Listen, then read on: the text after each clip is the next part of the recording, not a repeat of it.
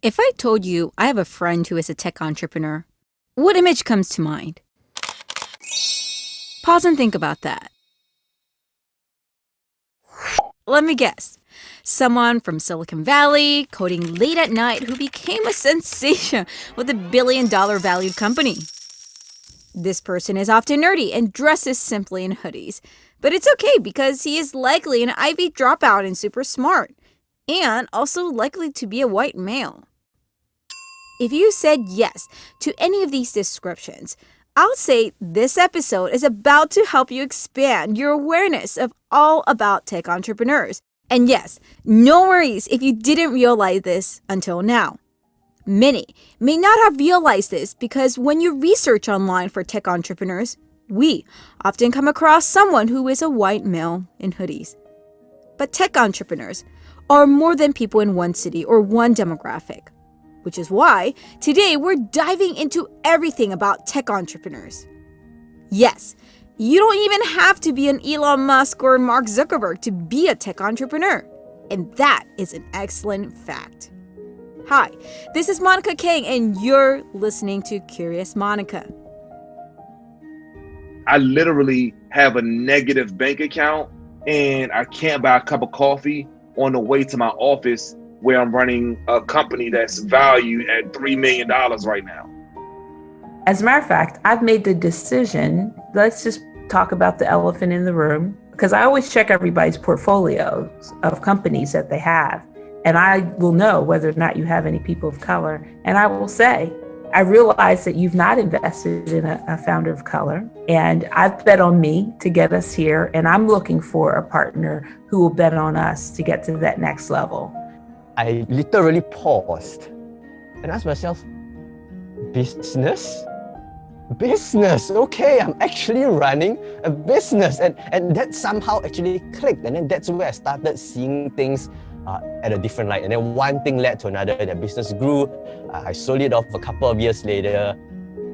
It's not just about finding anybody. It's really about how dedicated are they to the company and what type of skill sets do they have. And I really say, okay, I'll just do this myself, or I'll just focus on telling me I can hire the right person or find the right person to do this instead of just bringing anyone on board. Now I'm a true entrepreneur. I run everything on myself, from sales to administrative to my own flow charts and my own business plans and things of that nature. So, it's a lot, and I've been doing it for a while, but you do learn as you go along, and reaching out for help is things that I've used throughout my career, and it's great. I wouldn't change it. And I started asking questions and I'm trying to find a way, but they get frustrated sometimes, and you perceive that. But it's like, sometimes you don't have the answer. Yeah, no programmer in the world is perfect. They'll make a lot of mistakes. They'll have bugs. Software always have bugs, meaning it wasn't built properly because there's so many things that you have to think about when you build it. And the one thing that I learned is like a lot of beginners, when you run into these problems, you tend to panic a lot. And I think this is true with like pretty much any industry. But you tend to panic a lot, as an entrepreneur in the beginning stages, you tend to panic a lot. But as you go on, you kind of get used to it. And then you stop panicking and you start just going into your problem solving mode. Like, okay, well, here's the problem. Now what do I do to solve this problem? Like, here's step one. Hi, welcome to Curious Monica by InnovatorsBox, where we study how different people thrive at different jobs. I'm your host, Monica Kang, and today I'm excited to dive into tech entrepreneurs. Who is a tech entrepreneur? How do they become one? And what does it mean to be one? First, let's start with the basics. What does it mean to be an entrepreneur? This somewhat simple question used to always make me stumble because while I understood the fundamentals of what an entrepreneur was, I wasn't sure if I could describe myself as an entrepreneur because I didn't see entrepreneurs who looked like me. Female, Asian, and a non-engineer. An entrepreneur is essentially someone who founded an organization and continues to actively run their own company. An entrepreneur, though, is essentially someone who founded an organization and continues to actively run their own company. So a tech entrepreneur is someone who has a business that is based on technology. Think about any founder who is actively leading a company that happens to revolve around technology. Mark Zuckerberg at Facebook, Eric Yuan at Zoom, or Leah Sullivan at TaskRabbit. Individuals like Sarah Blakely at Spanx, Oprah Winfrey, and John Damon from Shark Tank are also great examples of entrepreneurs. But so are all the other people you may have never seen in the newspapers. The mom and pop shops, the restaurant business owners, and yes, even the flower shop owner down the street. I realized how important it was to first recognize how entrepreneurs are everywhere, not just in Silicon Valley. In today's episode, I'm excited to introduce you to 5 of my tech entrepreneur friends doing impactful work, who also happens to be outside of Silicon Valley. Some knew they wanted to get into business early on, while some didn't. Marcus is someone who knew he wanted to start a business. He just didn't know what kind of business until later, when he faced a very challenging moment in his life. I knew I was going to be some kind of entrepreneur. I didn't know what kind of entrepreneur I would grow to be, but I am grateful that my journey has led me here. It started when I was a kid selling candy and annihilators and blow pops on a school bus. It graduated into me expanding my market into Snicker bars because I had students requesting chocolate. The market will always tell you what it wants, right? I grew that 6th grade business into a high school business that introduced me into weed sales. And then in my neighborhood where everyone smoked weed and there was a growing population of people who were smoking crack cocaine, I started selling crack as well. Just a couple of weeks after I started getting introduced to how to sell drugs, I made a decision with my best friend to steal a car at gunpoint in a shopping mall parking lot as a 15-year-old kid. And that decision at 15 years old on my sophomore year in high school landed me in front of a judge with my mom and my sister standing just a few feet behind me as they listened to me get sentenced to 8 years in adult maximum security prison. That changed everything. This may not sound like a typical way into entrepreneurship, but it's really important to note these details to understand why Marcus Bullock knew his company had to exist. While he was in prison, what helped him stay connected was heartfelt letters from his mother saying hello, expressing how much she cared for him, and saying how she believed he will be back safe and will live a bright future. Marcus recognized how powerful these letters were to him and knew what it could mean for others. This is why he recognized Flickshop needed to exist, an app that could send a postcard and message to loved ones that are incarcerated. When we launched Flickshop, it was out of an opportunity that I saw because my best friends were in prison and I wanted to be able to send them pictures when I went on vacations. I didn't see any other way to be able to make it happen outside of finding a mobile app that allowed me to be able to do it, because it was just too hard to like sit down and write a letter and then find an envelope and then have to go to the post office to buy postage. You got to Google an address. There were just too many steps that will force Monday to turn into Tuesday, Tuesday to turn into 3 weeks from now, 3 weeks turn to 6 months, and I still haven't written that letter. And I don't even know how to print pictures from my phone. I have no idea how to print pictures from my phone, right? And so like because of that massive barrier, and I had 3 or 4 of my best friends that were still in those cells, like living and waiting and hoping and praying that I would just be able to send them a small glimpse of this amazing new life that I was living. I looked in the App Store to try to find a solution and I didn't see one. We started Flickshop. Marcus is humble. Today, as the founder and CEO of Flickshop, he helps inmates connect to their loved ones through his app. ESPN describes his app is the closest thing 2.1 million inmates have to social media platforms. It's understandable why key influencers like artist John Legend, former NBA star Baron Davis, are excited for Marcus's work. Boeing also announced just last week its $250,000 investment in Flickshop to support their initiative further. Flickshop gives many inmates at 2,200 prisons and jails around the country in the United States to means to to stay connected. Okay, but the why of the company is one thing. How do you build an app? Marcus realized that was the very question he had to figure out. I'm Googling literally like how to build a mobile app, or Newsweek at the time had one of the top mobile apps. I Googled like who has the top mobile app and who built their mobile app, because it was hard to find developers. This was back in like 2011, and we launched in 2012 when, third-party apps were still brand new for the app stores. I found out who built Newsweek's app, and I called them, this development company. I'm like, hey, I have an app I want to build. And they're like, all right, well, who are you and what company are you calling from? And I'm like, my name is Marcus, and I'm calling from my office. I run a painting business, but I want to start an app that can help me connect to people who are in prison. And they were like, wait, what? Why would you want to connect with people in prison? I'm like, well, clearly you aren't the developer for me. Hung up.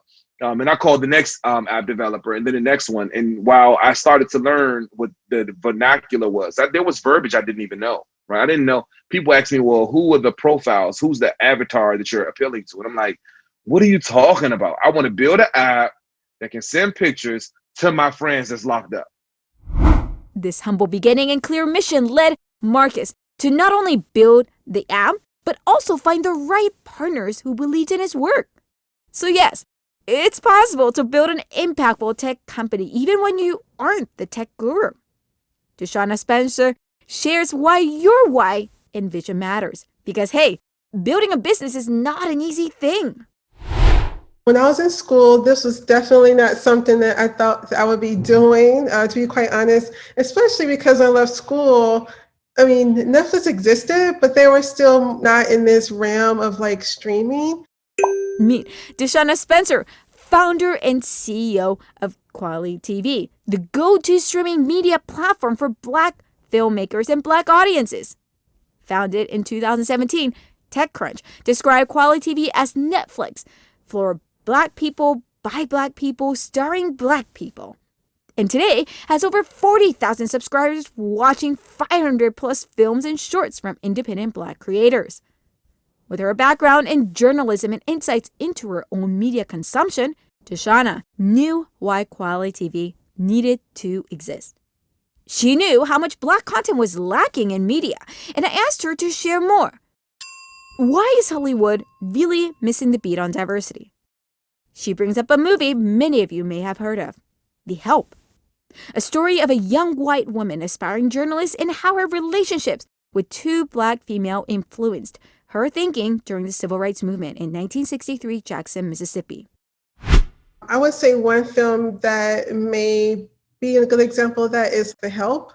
The book and the film had good intentions, right, about this white woman who wanted to amplify her caregiver when she was a child, I think like in Mississippi.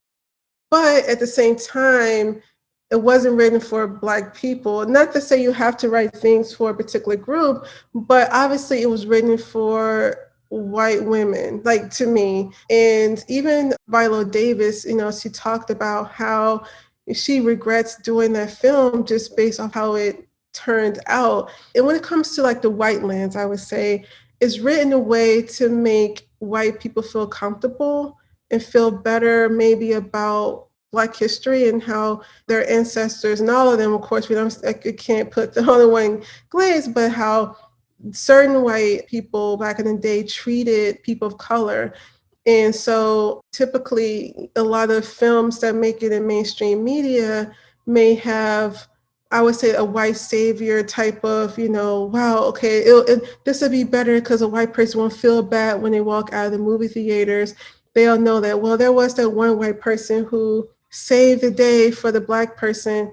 And so I feel like The Help is a really good example of that. Speaking the truth, DeShuna, let's take a step back. Take a look at anything you consume. Who is it by and who is it for?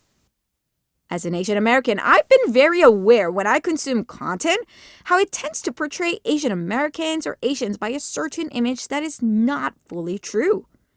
And as DeShuna said, not portraying people's full, colorful voice on screen is a serious problem because that is where we build unconscious bias, first impressions, and awareness of others.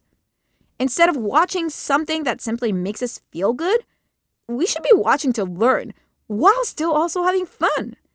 Truth matters, says DeShuna. The media is afraid to offend white people because if they offend them or teach them their truths, then that will mean less money at the box office. And so instead of focusing on how much money you can make at the box office and how certain people will feel, instead of doing that, it should be let's tell the truth. This is why Kwali, which means truth in Swahili, aims to tell all sides of the Black experience.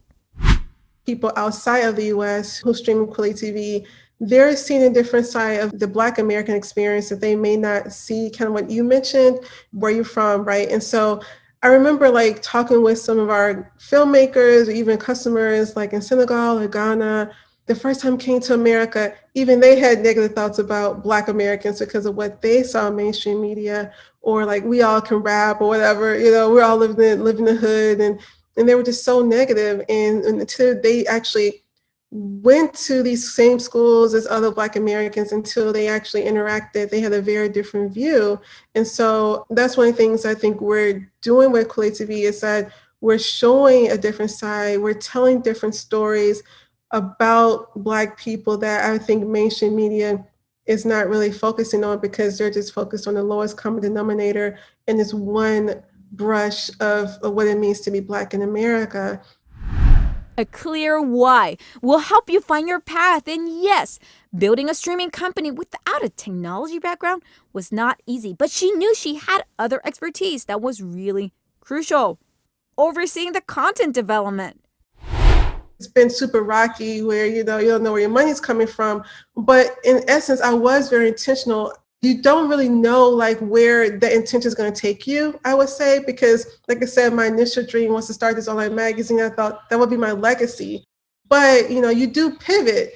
And so some of the things that I thought I would be doing, I'm not doing now. Like I'm not writing as much and I'm not really in news at all at this point. That's where I thought I would be. But there were other things that I still feel like as a journalist and as someone who's in media, there are some skills about understanding content.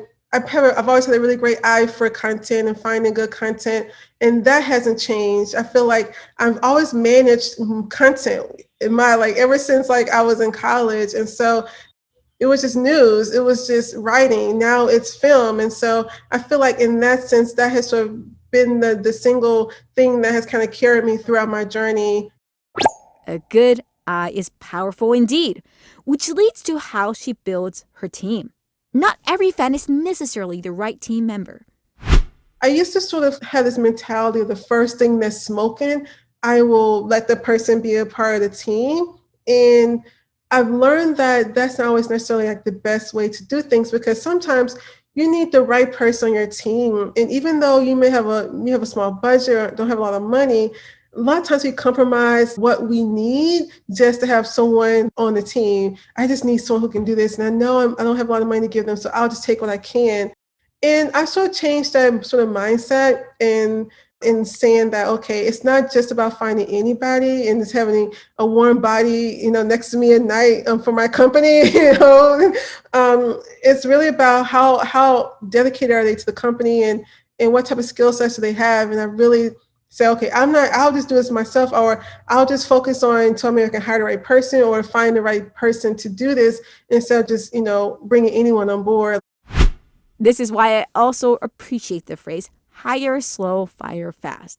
Your people matter because that's the roof of what you build, no matter what it is. And Kimberly Moore reminds us it's not just people you hire that you should note, but also who you work with as an investor. Corporate America is a very different thing. As an entrepreneur, raising money, I feel it like I have not felt it before. As a matter of fact, I've made the decision that in ending my pitch to sort of, let's just talk about the elephant in the room, because I always check everybody's portfolios of companies that they have. And I will know whether or not you have any people of color. And I will say, I realize that you've not invested in a founder of color, and I've bet on me to get us here, and I'm looking for a partner who will bet on us to get to that next level. So if a diverse founder doing something that's really solving a problem is of interest to you, I'd like to still continue the conversation. Because I think it's important to state the obvious of what's going on. And sometimes people don't know they have a bias, right?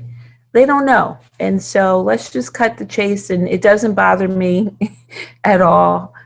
I want you to know that I know you don't have any founders of color in your portfolio. Just want to let you know. And if that's something that you think is important, then let's continue to talk. Addressing the elephant in the room. Yes. Kimberly Moore is the founder and CEO of Go Together, a business that supports children's safety and access to education. Today, parents struggle getting their children where they need to go safely while juggling their demanding personal and family schedules. This is why Go Together builds carpool software services like Carpool to School that over 16,000 users at 41 schools in 19 states use across the United States. And building this meaningful company as a Black female is not easy when more than 80% of the ventures don't have a single Black investor. And just 1% of venture-funded startup founders are Black, according to Crunchbase. I asked her what often happens in the pitching process and what happens when people don't get it. This is really great work, and I had no idea that this is a problem. You know, like you had said earlier, it's not a problem that a lot of people think is really a huge pain point because they see school buses riding around all the time and kids are getting to school. But the numbers tell everything, and parents are predominantly drive their kids to school, and only a third of all students actually ride a bus, and the incredible inefficiencies. So being able to lay out the problem and how our solution meets that problem in a place that parents are already trying to solve it, you know, sort of takes away, oh, it's not a good fit. Then the next thing is, I'm talking about our traction. We've got 48 schools on our platform. We're generating revenue. We've got the second largest private school. So I'm sort of, you know, trying to hit all the marks of what people say they want. And the revenue model is a B2B SaaS company. And so after going through all of that, talking about my team, too early is a regular one, or the follow-up is via email, and I don't get any specifics of you know, why we're not moving forward, and I ask for them. So some of it is, I want to know the feedback because I can only get better. We can only get better if we get that feedback. And, you know, it's not hurting my feelings, right? It's your money. You can invest in whatever you want to, but I would like to know why you don't want to invest in me. Entrepreneurship, especially as a tech entrepreneur that needs funding, is not for the faint at heart.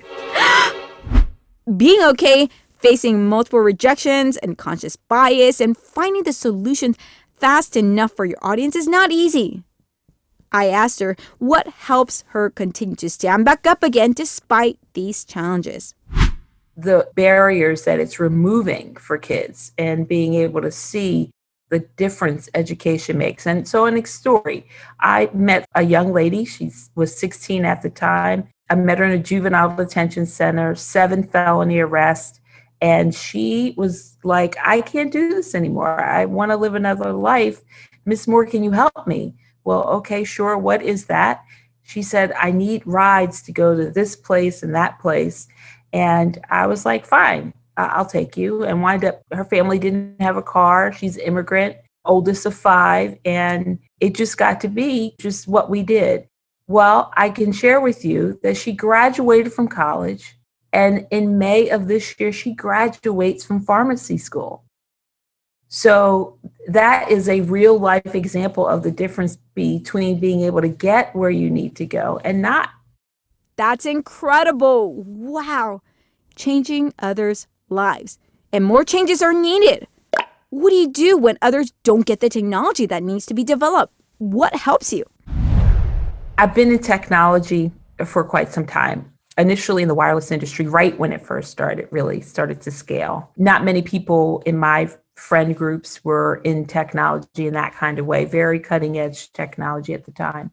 And it can be a little isolating because you don't have the same conversations that you're having in the workplace if you're in HR or if you're in corporate finance or something like that. So I tell you what I think has really helped me. I am the daughter of a retired colonel. My late father was in the military for 30 years, and being the only had been a regular experience for me from little girl on up. And we call it today emotional intelligence. I think that I developed some emotional intelligence about the rooms that I was in and to not see my onlyness as something that was bad. I'm not even sure my parents told me that. I just kind of figured that out. And, sometimes when you're the only, you actually get attention because you are the only. And it's how you use that attention that can make it work for you or not work for you. The power of EQ is the source of resilience. This is why Jan Wong also shares how investing in yourself as a person is the key to succeeding in any business, no matter what age you start it. I've never imagined myself doing what I'm doing today. It's quite crazy actually, because when I was growing up, I came from a very normal, average family. My parents are the typical Asian parents, go get a job, become a doctor, become an engineer, become an accountant. I pretty much grew up in that kind of an environment. My teacher in primary school actually looked at me and my parents and said, "Hey, Jen is not going to make it in life. He's bad in studies. You better do something about him." Jan Wong is a serial entrepreneur. Since age 17, he founded 7 companies and has been recognized numerously as one of the top business leaders in Malaysia. Open Minds is one of the companies he founded, and we spoke with him about how he built his company office culture in our last year workplace episode. It's my other podcast where I study workplace changes, trends, and challenges, which you'll love as well. So please check it out. I wanted to bring Jan back to today's conversation because how he became a tech entrepreneur is a story I felt more should hear, as it was a reminder that everyone can do it if you put your mind to it. And yes, as Jan said, you don't have to get the best grades to be an entrepreneur, but how you think does matter. I started thinking about what I really wanted to do in life. I thought that, hey, if I'm going to get a job, I might as well get a job that I really like. And at that point of time, I still am in the employee mindset. I weren't thinking about starting your own company. That is like a remote thing, like far, far away. Very typical, I would say maybe 20 years in the future. Maybe I would like to start a company. Maybe I would like to do something different. But not then, for sure. I was just 17. I went into college, but I wanted to do something a little bit more. And then that's where I started exploring different part-time jobs available, right? I looked at becoming a barista. I looked at giving out flyers by the street, becoming an event coordinator, things like that, where typically what college kids used to do. But then I thought to myself, these are things that are not out of the ordinary. Even if they put it in the CV, my potential employer will one day just look at it and say, okay, another guy at McD's, another guy at Starbucks. What is the unique selling proposition for this particular guy? So I thought, okay, let's take it up a notch. Let's just try exploring a new area that I'm unfamiliar with, just to pick up some skills. That's it. So the key thing here that I made was that I made a decision to just pick up something to own my skills. That's all. It wasn't even a business. So I thought, okay, since I'm in IT school, let me do something related to IT. And then that's where I started off learning how to fix people's PC, how to make PCs run faster, how to uninstall stuff, how to install stuff. And then that generally escalated over a period of time where the circle of my clients grew from my friends to my peers within college, and then also to just the entire university. And people started knowing me for that particular business. Wow, that's incredible. Was there any turning point that really helped you reframe from doing this for fun to being an entrepreneur? The turning point, it was about 6 to 8 months in maybe, where one of my friends from a senior class came to me and said, "Hey Jen, how are you?" Very typical catch up, but "Hey Jen, how are you? How's your business?" At that point, I literally paused and asked myself, business? Business, okay, I'm actually running a business. And that somehow actually clicked. And then that's where I started seeing things at a different light. And then one thing led to another. The business grew. I sold it off a couple of years later. And then the journey continued to many, many other businesses until today, where I represent Open Mind. So yeah, accidental entrepreneur, if you do call that. Wow, accidental, yes, but totally resilient and hardworking. Not only did he continue to push forward, but also connected the dots to hear what his customers and audience was saying. I asked him, now, looking back, what helped him build the resilience and be the entrepreneur he is today? We also dove into the importance of the mental well-being of an entrepreneur. Healthy state of mind that could very well pose as many problems. And I say this because, we have read so many different articles of different entrepreneurs hitting this brick wall and then eventually they committed suicide. In fact, just 2 weeks ago, one of my friend in Singapore actually did just that. He's an entrepreneur, he's helping many people, he's very positive, but he just took his life in his apartment. It's crazy. And things like that are still happening today. And I echo you to say that there's definitely not enough awareness here. But the problem is this. I think there are two elements to all these problems. Number one is that the entrepreneur himself need to actually have enough time for himself to reflect on what's going on in the situation.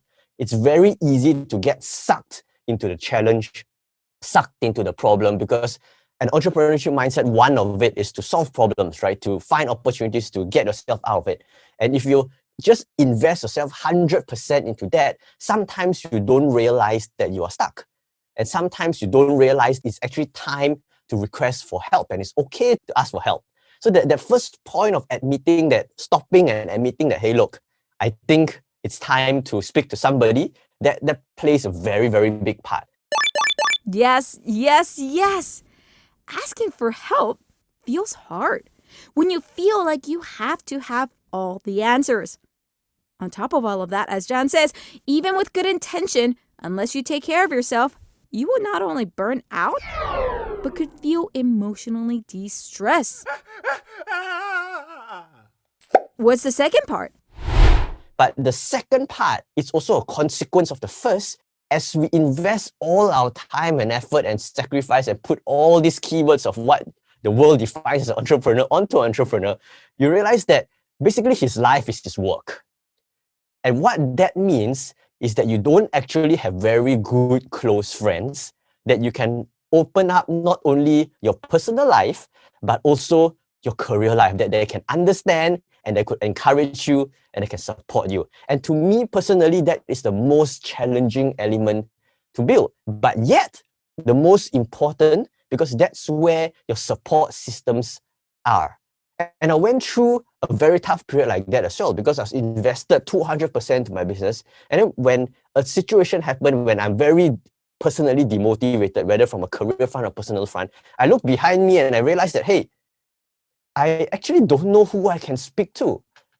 My emotional struggles, my friends would just say, yeah, you're an entrepreneur. This is part of your job. Suck it up and go do it. If I speak to somebody else on the career front, they'll say, oh, these are the business challenges. And then they'll try to just do a SWOT analysis with me, do a 5 forces, draw up some wheels and all that, and try to just get me through systematically, And at certain times, that is not what I need. I just needed somebody to be alongside me and say, hey, Jen, you can do this. I went through it as well. Let's do this together. Do you need to come up for coffee more often? I'm available. But I did not have that person. And to me, you need to have different groups of people to support you in different parts of your life, whether it's a spiritual aspect, whether it's a personal, emotional aspect, whether it's a career aspect. It's never too late or too early to start building these support systems. True statements indeed. Building a business is a tough journey. You have to make so many decisions every minute that could both help you thrive or risk everything. You need a strong optimistic mindset. Optimism, because you are not ignoring the bad moments, but rather being prepared for all of what may come. This is why Jonathan Chen also speaks about why the number one reason why entrepreneurs fail is because they did not realize how hard it was going to be and give up too early. Ultimately, all this news and the movie and the media, they portray these startups in a very glamorous point of view. There's one trap that people fall into a lot. And this trap is when you create a solution and you try to fit it into a problem. Okay? Now, I see this all the time. People, they have this idea about a solution. They create something, this awesome thing. and then they don't know what it solves, but they're going to find something that it solves because it's such an awesome solution. People don't realize this because they have a great idea, they build it, they don't really talk to customers, or maybe they find people who don't want it, so they ignore those customers, and then they look for some other customers who might want it. I mean, if you've gotten that far and you're getting customers saying, I don't want this, but I want something else, but then you ignore them, I know it sucks, but you got to scrap that product and listen to what your customers say. Jonathan is also a serial entrepreneur, one that specialized in AI and machine learning. He sold 2 out of 4 companies he founded since college, including a dating site he sold within 2 weeks of launching. He is most well known as the co-founder of FiscoNote, a platform that uses cutting-edge AI and machine learning to change the way the world looks at open data, and Pathover, a platform that solves the last-mile problem in the restaurant space. As a tech specialist building a tech company, I asked him a bit more about what it means to build a tech product. Give us the 101, Jonathan. Tech, I mean, there's many different fields like programmer / engineer. When people think of engineer, usually you think of someone who builds things, right? Like physically builds things. So usually when you're talking about programmers, you can sometimes call them like software engineers. So like they're engineers who build computers, software. When you hear people say engineers and they're a tech company, they're like software engineers. So it's not like those people wearing the hard hats and then like going to construction, like those type of engineers. So what we do is, oh man, how to explain software is like, as someone who is a non-technical entrepreneur, I found it so helpful how Jonathan broke down the reframing of how we see hardware and software technology. Storytelling is indeed important. It basically, the computer is just like a device, something that needs instructions. And imagine you're typing in Word and you're typing Microsoft Word and you're just typing a bunch of instructions down, like go left, go right, go left, go right, like literally instructions down, but more complicated when you write programs. But you take this like sheet of instructions and you give it to the computer, and then the computer just looks at it and just says, okay, I understand, and they do the task. Now there's billions and billions of these tasks happening in your computer, all these different tasks that you're telling the computer. Like a simple click of a button, that turns into an instruction that goes to like the central computer, and the computer looks at the instruction and then they execute it. So a software engineer, computer programmer, they're synonymous. What they do is they write these instructions and they basically mask what you do on the computer and turn that into like these instructions. So like if you go click on a button, like how do you translate that action into something that the computer can understand? And that's like the layer in which the software engineer comes in. So that's what a software engineer is. So to make any action I take on my computer to feel smooth, there are thousands of instructions and paths that were created behind the scene. This reminds me of how in our last product development episode, both guests spoke about why the product design matters. If the software engineers are deciding how the instructions and the steps are decided, then how your experience, the journey as a user, will be impacted by the logic of what the engineer has thought. This is why having the right partner is key. But Jonathan reminds us that you don't have to know everything from the beginning. In fact, that was the very thing that helped him and his team at the beginning when building FiscoNote 8 years ago. I can tell you, I didn't really know in terms of building the technology, I had no clue what we were doing. Like I had absolutely no clue what we were doing. And because it was like machine learning and natural language processing, it required like professors to kind of help us in a lot of research papers. And well, just to give the audience context, what we did was we did data analytics over government data. So we were doing machine learning, natural language processing over government data sets that were all public. And then we'd sell that data to companies. I would say that when we talk to certain people, they'll be like, oh, that's really difficult to do. Or like, that's probably not possible. But, like we were like, okay, well, we don't care. We're just going to do it anyways. And then we kind of just make stuff up along the way. Things didn't really work half the time. But, we sold the vision, we sold the dream. Tim was my partner, Tim was really good at it. And then eventually, because of that, we were able to hire better talent to come in and help us. But like, it's like you have to get over that first threshold? Like, how do you build something that you're unable to build? Well, you have to believe in it so much that, you kind of just edge yourself up there. And that's actually what happened. Like, I really didn't know what I was doing back then. But if I was an expert in it, I probably would have just given up and be like, it's probably not feasible, and move on to the next thing. Tell me more. So are you saying not knowing is a bliss? I thought being a serial entrepreneur would help you build your next company. So a lot of investors, they want to invest in experienced entrepreneurs, people who like serial entrepreneurs. So how can the new folks, the newbies, get investment or get people to trust them or even get clients to trust them, right? So my counter argument to that is like, it's actually sometimes it is a negative to be a serial entrepreneur. There are cons. There are two cons actually. The con is you lose that naivety that actually led you to be successful in your first successful venture. So I didn't realize this until later, but like, okay, a lot of the dumb things that you did, the naivety that you have in a certain industry, that is actually very powerful fuel for you to keep going or like keep chasing after your dreams, right? Oftentimes you see a lot of these disruptors not by experienced people in that industry. They're by people who are just completely new in the industry. And it's because they don't know what's impossible. They don't know. And that naivety is actually really, really important when you start your startup. And then people ask me like, oh, where to start a company, would you do things differently? And I'd be like, I would do all these things differently. But wait, when I actually think about it, those stupid things that we did are the reason why we got this far. All the small things that get you this far. If you think about this for a moment, it makes sense. When you don't know what the limit is, the possibilities are endless. This is how I also felt in my journey as an entrepreneur. Not knowing what challenges would be was both tough and liberating. Because you simply don't know. You'll be more willing to at least give it a try. I love Jonathan's reminder on this because it goes back to all of our guests. It doesn't matter how you get started. Everyone has a chance, whether you come from a tech background or not. I asked Jonathan if he has any other advice to share as someone who mentors a lot of entrepreneurs today. He spends about an hour each week responding to notes and calls he gets from aspiring entrepreneurs seeking advice.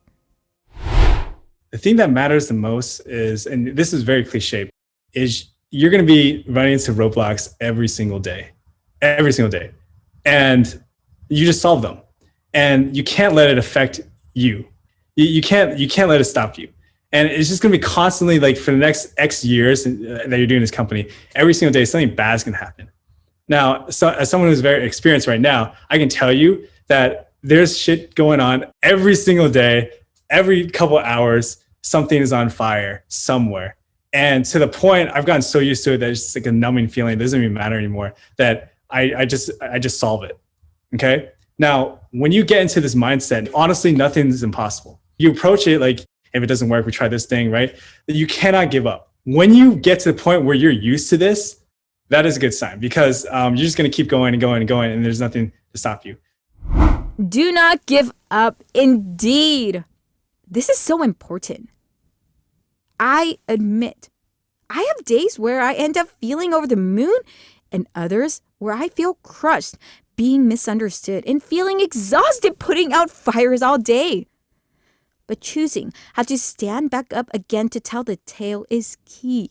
This is why Jonathan says out of the 6 previous ideas he had before he started Fiscal Note, the reason why Fiscal Note succeeded most was because the team member did not give up. They proceeded to build Fiscal Note while others did not even become a company. So while you are listening to this, because you are looking to start your company or already on the journey to building your company, I hope this reminds you that you are where you are. Don't let the shiny objects limit you or distract you. Focus on your why, your customer, and how you want to solve. And don't give up. Because of your resilience, someone will benefit from what you create and what you solve. Thank you to my friends Marcus Bullock, Jonathan Chen, DeShuna Spencer, Jan Wong, and Kimberly Moore for sharing your story to entrepreneurship as a tech founder. I hope this also gave you the courage to know you can make a difference without needing to be in Silicon Valley. Many are, and we need all of you to do what you do in all the cities in this world. So let us know your journey and stories. Speaking of impact, next week we'll be catching up with some friends in the field where every decision indeed makes a ripple effect in all that we do. Politics. Who works in politics? What drives them? And how do you succeed? Curious to learn more? Join me next week at our next Curious Monica episode. Hey there, this is Ravi Ladd, one of the audio engineers at InnovatorsBox. I hope you're enjoying Curious Monica.